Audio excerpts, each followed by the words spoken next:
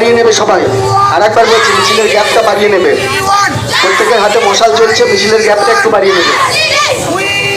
আমরা সামনের মিছিলটার জন্য ওয়েট করছি। আমরা আর কিছুক্ষণ ওয়েট করবো, পরে আমাদের কর্মসূচি আমরা শুরু করবো। প্রত্যেকে মিছিলের গ্যাপটা আর একটু বাড়িয়ে দেন।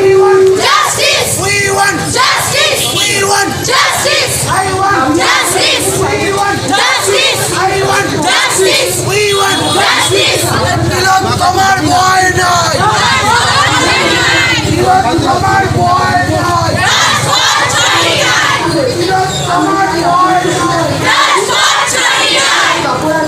লড়াই লড়াই লড়াই চাই, লড়াই লড়াই লড়াই চাই।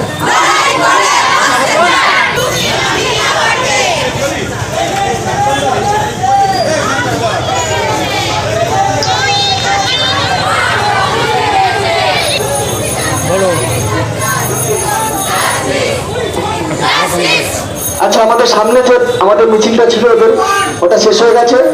আমরা আমাদের যা কর্মসূচি ছিল আমরা সেটা শুরু করব। তিলক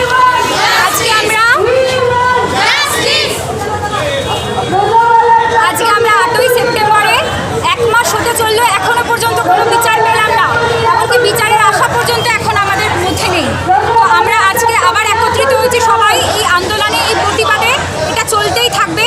আজকে আমরা রানাঘাটের পক্ষ থেকে, রানাঘাট ঝুলনের পক্ষ থেকে এসেছি এই প্রতিবাদ মিছিলে, এবং এটা চলবে যতক্ষণ আমরা বিচার পাচ্ছি, যতক্ষণ না পর্যন্ত আসল মাথাগুলোকে ধরা হচ্ছে, যতক্ষণ না পর্যন্ত আসল কালপিট ধরা হচ্ছে। এই লড়াই, এই মিছিল থামবে না, এই প্রতিবাদ মিছিল চলবে। আর যতদিন না পর্যন্ত সরকার থেকে কোনো মুখ খোলা হচ্ছে, ততদিন আমরা থামবো না।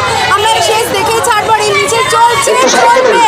যারা বাইক নিয়ে আছেন, তিলোত্তমার রক্ত হবে না গো ব্যর্থ, তিলোত্তমার আমাদের প্রচার গাড়িতে করে রাখতে মিছিলে থাকবে।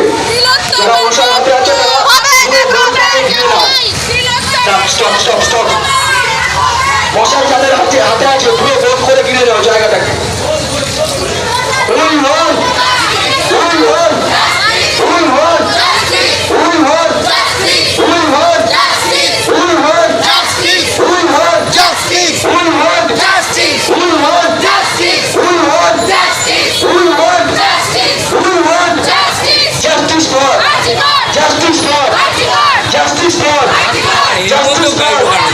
অবিলম্বে আর্যিকর কাণ্ডে দোষীদেরকে গ্রেফতার করতে হবে। অবিলম্বে আর্যিকরের দোষীদের শাস্তির ব্যবস্থা করতে হবে। অবিলম্বে আর্যিকরের দোষীদের শাস্তির ব্যবস্থা করতে হবে।